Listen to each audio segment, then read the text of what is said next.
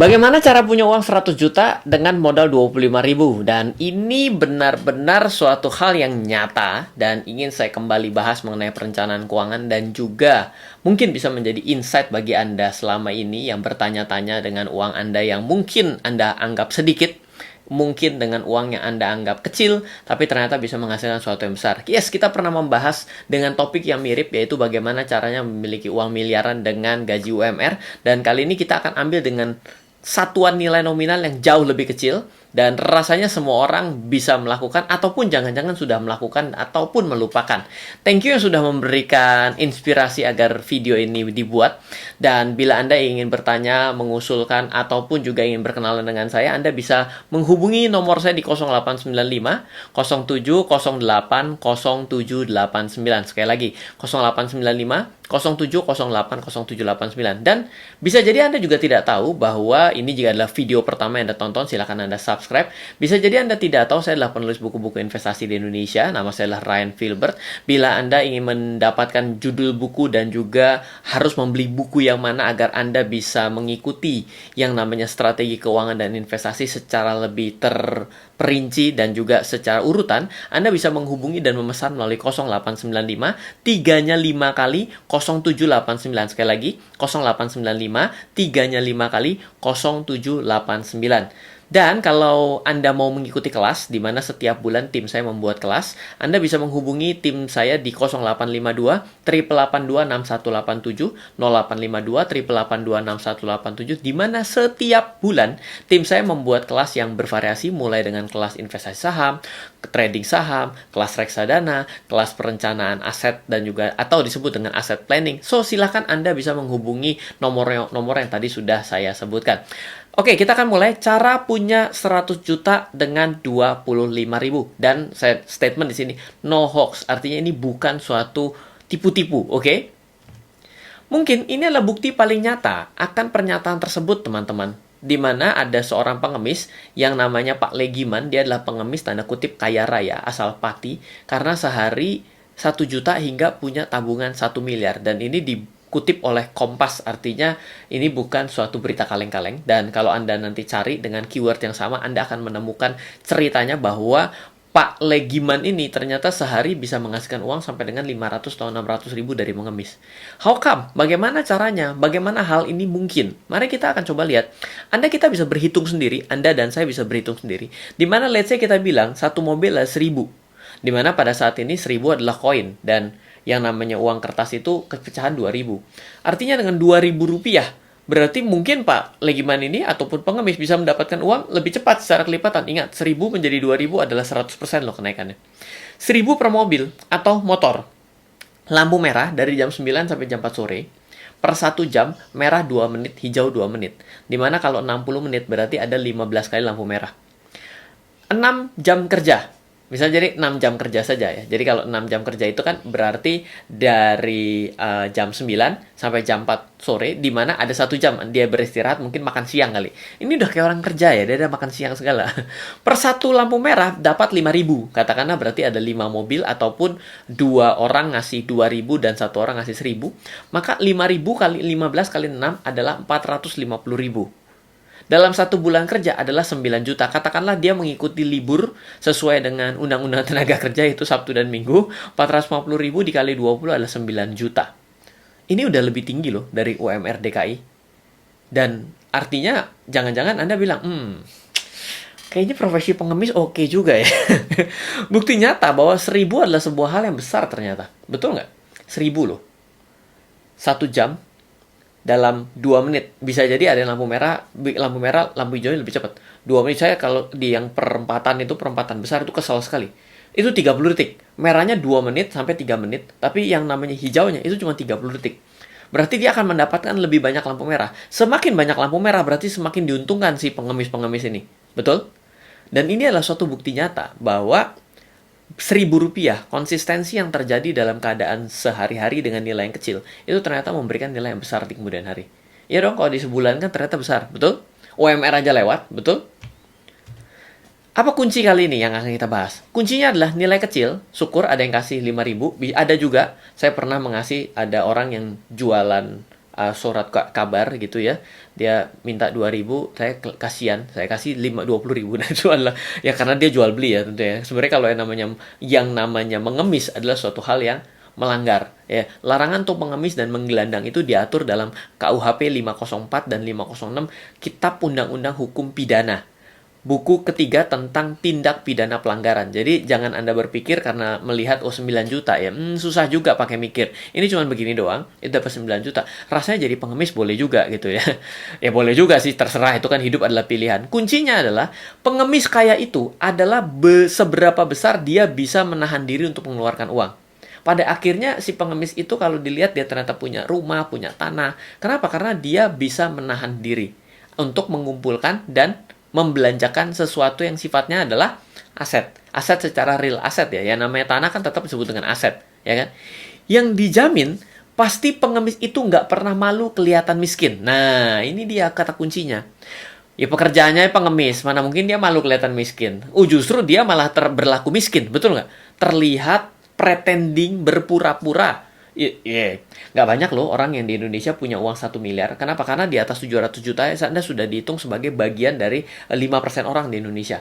Saya pernah mengulas itu dalam 1 tahun yang lalu. Nanti kita akan buat dengan aktual data tahun 2020 ya. Artinya adalah, kata kuncinya saya ulang sekali lagi ya.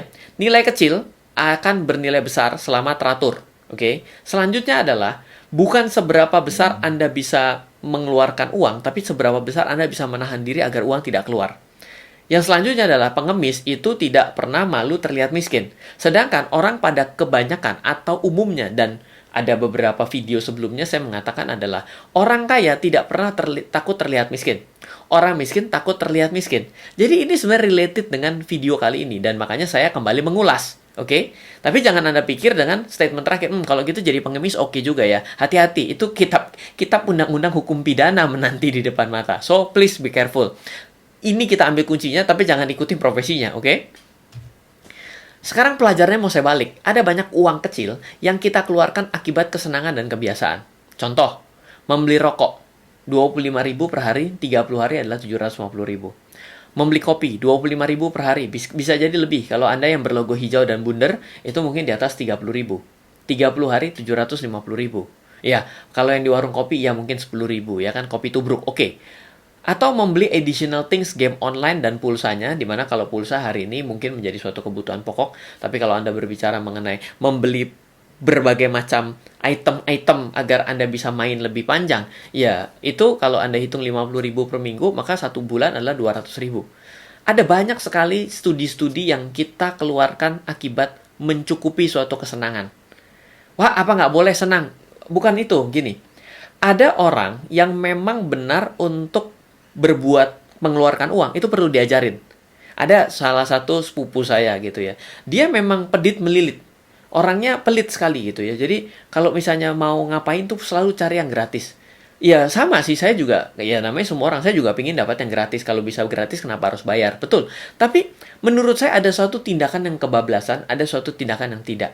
Kalau memang Anda merasa, misal, Anda merasa membutuhkan laptop untuk Anda bekerja, tapi Anda nggak mau beli laptop itu, ya artinya nanti Anda akan bermasalah dengan yang namanya produktivitas Anda. Tapi kalau Anda sudah memutuskan membeli laptop, tiba-tiba Anda membeli laptop yang terlalu tinggi speknya, bisa diputar dari jarak jauh pengendaliannya, keyboardnya bisa berdiri-berdiri misalnya, sampai di luar daripada kebutuhan Anda, tapi hanya memuaskan keinginan Anda, itulah yang disebut dengan pemborosan. Itulah yang disebut ya bagian bahwa tidak bisa menghargai suatu tindakan yang sifatnya sudah cukup, tapi Anda akan terus lebih-lebihkan.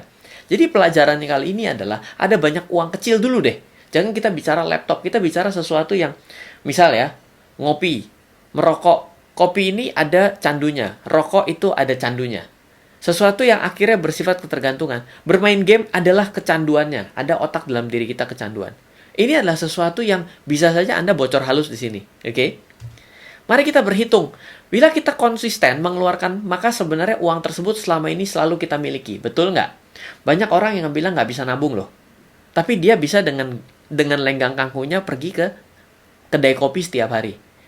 Ya, ini hari ini corona betul, tapi tetap aja dia tetap membeli kopi ya.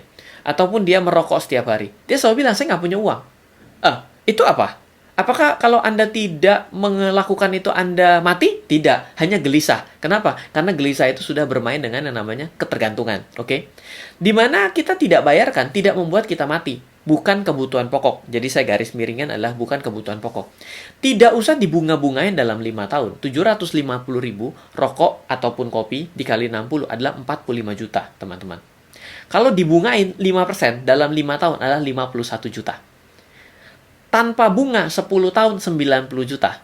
Kalau 10 tahun berbunga 116 juta. Dimana kalau 51 juta dikali 2 hasilnya pun cuma 102 juta. Ada tambahan uang 14 juta akibat bunga berbunga. Coba menjadi bahan renungan buat kita. Ya, saya tahu Anda pernah ada orang yang duduk di bus, pernah ya mungkin ya. Ada duduk di bus, yang satu juga duduk di bus, yang satu tidak ngerokok, yang satu ngerokok. Yang ngerokok itu ditanyain sama yang ngerokok. Ayo coba dihitung, kamu gimana rokok? Kalau dalam 1 tahun ternyata sudah bisa beli batu bata. Setahun berikutnya udah bisa beli tanah semennya. Setahun berikutnya sudah jadi rumah. Ketika selesai si perokoknya bilang, kok kamu selama ini masih naik angkot? Yes, betul. Kita tidak pernah bertanya kebalik. Ternyata orang yang duduk di angkot adalah si pengemis yang tadi. Who knows? Betul nggak? Nah, jadi sebenarnya ini adalah suatu hitungan yang memanggil kita bahwa kita berhitung kembali dalam kondisi yang hari ini kita sudah katanya sulit, yang hari ini kita saat ini sudah dihadapi dengan pekerjaan yang katanya turun secara pendapatan. Apakah sebenarnya Anda sudah cukup mengoptimalkan uang yang Anda miliki? Atau Anda tetap saja dengan gaya yang sama? Atau Anda tetap memberi makan suatu hasrat keinginan Anda yang sebenarnya Anda tidak perlukan, perlu-perlu banget. Cuma kalau Anda tidak lakukan, kok rasanya ada yang kurang. Itu namanya adalah bagian dari kecanduan. Oke? Sebelum dikritik rame-rame mengenai tabungan-tabungan tadi yang saya tulis 5%, ini adalah hitungan yang real. Di mana adalah suku bunga per lembaga penjamin simpanan, ini ketika saya membuat video ini, itu adalah 5,25%. Memang betul kalau misalnya bank umum 5,25 dipotong PPh-nya 20%, maka di bawah 5%. Tapi kalau BPR, ketika Anda menghitung 7,75 dan Anda jadikan 80%, itu nilainya 6,2%. Jadi dengan saya menulis 5%, ini bukan suatu nilai fiktif, Bapak Ibu. Oke? Pak, kalau saya tidak mau riba, ya pergilah ke bank syariah. Kan sangat mudah saja, betul? Loh, tapi kan bunga naik dan turun. Iya, sadar tidak? Ketika Anda tiba-tiba mungkin di dalam benak Anda berbicara, 5%, kan bisa naik, bisa turun. Itu kita diberikan suatu ketergantungan dalam diri kita. Ada namanya ketergantungan. Ketergantungan dan gangguan atas kesenangan kita sebenarnya sedang melawan diri kita agar kita tidak melakukan hal tersebut. Jadi kita ditahan nih oleh si pemikiran kita. Ini hati-hati, ini adalah perang psikologis. Oke, jadi bila Anda merasa bahwa hitungannya masuk akal, tapi dalam diri Anda berusaha ada yang menahan untuk tidak melakukan penghematan, itu sebenarnya Anda sedang bertarung secara pribadi pemikiran Anda. Ingat, orang kaya dan miskin yang membedakan pertama kali adalah cara berpikirnya. Bila Anda merasa Anda belum kaya, maka berpikirlah bagaimana caranya orang kaya yang sebenarnya berpikir. Jadi yang pertama kali sampai adalah pemikirannya, bukan duitnya. Emang Ryan kaya? Ya tergantung, Anda menghitung kaya itu dengan apa ukurannya. Kan kita tidak bisa berbicara mengenai kekayaan karena setiap orang memiliki target impian kekayaan yang berbeda. Dan kita tidak bisa berbicara seperti itu pada hanya satu video pendek seperti ini. Toh, bila banknya bangkrut pun bisa jadi ya, sebenarnya sama juga. Dengan uang tersebut kan selama ini Anda belanjakan. Ini adalah suatu worst scenario. Ketika Anda bilang, kalau saya lakukan itu, bunga naik dan turun. Iya. Tapi ketika Anda tidak lakukan pun, ataupun ketika Anda melakukan dan banknya bangkrut sekalipun, sebenarnya sama seperti ketika Anda membuang tanda kutip uang itu untuk konsumsi pribadi, untuk Anda ngopi, untuk Anda ngerokok. Saya bukan katakan buruk loh ya. Bisa jadi Anda mengatakan, kamu tidak mendukung industri itu. Bukan, saya tidak katakan seperti itu. Ingat, sama seperti ketika saya membahas mengenai kredit. Pada akhirnya, banyak yang ikut kelas saya pun tahu bahwa saya sebenarnya menggunakan leverage pada kredit. Tapi saya tidak menggunakan dengan cara itu. Artinya, ingat, jangan lupa sekali lagi, untuk menjadi kaya, yang perlu diperbaiki adalah bukan keuangan Anda, tapi adalah pemikiran kita. So, apa yang kita akan bahas di sini adalah it's all about mindset. Oke, jadi kalau Anda berpikir secara paling ekstrim sekalipun, yang namanya uangnya pun ketika Anda masukkan dan tidak sampai terjadi, sebenarnya di waktu-waktu yang lalu itu sudah berubah menjadi buang kotoran Anda, betul nggak? dan sudah bablas toh. Nah, jadi artinya kenapa Anda harus pusingkan mengenai naik dan turunnya? Yang penting kan adalah uangnya yang bisa Anda kendalikan. Ingat, berhasil menguasai diri sendiri, Anda bisa menguasai yang lain. Tapi kalau Anda tidak bisa menguasai diri sendiri, Anda akan dikuasai oleh keadaan. Make sense dong? Oke. Bila pada saat ini kita tidak punya uang, kesimpulannya adalah, katanya loh ya, mungkin penyakit utamanya adalah karena kita banyak memberi makan kesenangan kita. Apakah hari ini Anda sudah lebih banyak bersenang-senang, tapi Anda hidupnya susah keuangan? Selalu berteriak zaman susah. Atau Anda justru kebalikannya? Dan saya menemukan banyak orang loh yang sebenarnya sedang memberi makan kesenangan. Dalam keadaan yang sulit pun dia selalu memberi makan kesenangan dia. Dan dia selalu berteriak zaman lagi susah, jualan susah. Ya selalu susah. Orang kesenangannya mau terus ditingkatkan. Oke? Ya, jadi mungkin hanya ini saja yang mau saya sampaikan pada video kali ini. Dan suatu hal yang sangat masuk akal dari Rp25.000 yang pada hari ini Anda keluarkan untuk suatu kesenangan belaka, untuk suatu ketergantungan belaka, ternyata di kemudian hari mungkin bisa menjadi penyelamat ketika Anda tua, menjadi penyelamat ketika Anda membutuhkan uang secara ketika Anda sakit atau apapun. Uang ini menjadi sangat berharga ketika kita tidak punya. Sama seperti oksigen. Ketika hari ini kita masih bisa bernapas, itu tidak akan pernah Anda permasalahkan. Tapi ketika Anda bengek dan Anda tidak bisa nafas, ataupun Anda coba tutup aja mulut dan hidung Anda. Itu adalah rasa ketika Anda sangat membutuhkan oksigen, yang biasanya Anda dapatkan secara normal saja. Oke? Itu saja, semoga selalu bermanfaat dan silakan Anda bagikan kepada teman-teman Anda yang masih dalam memberi makan kesenangan-kesenangan dia. Mulailah membagi kesenangan dan juga kebutuhan. Mulailah memikirkan masa depan Anda. Karena miskin atau kaya punya sesuatu dan tidak itu sebenarnya datang dari diri kita masing-masing. Dari saya Ryan Filbert, silakan add WhatsApp saya di 0895 0708 0789. Semoga selalu bermanfaat. Salam investasi untuk Indonesia. Terima kasih Anda telah menyaksikan RF Channel, sumber informasi dan inspirasi kecerdasan finansial, bisnis, dan strategi investasi oleh Ryan Filbert dan tim. Untuk mengundang Ryan Filbert mengikuti seminar, kelas, dan pelatihan yang diadakan RF Team, maupun melakukan pemesanan buku-buku bestseller Ryan Filbert, silakan hubungi 089 5070 80789. 089 5070 80789 atau ke info@trenamento.co.id info@trenamento.co.id.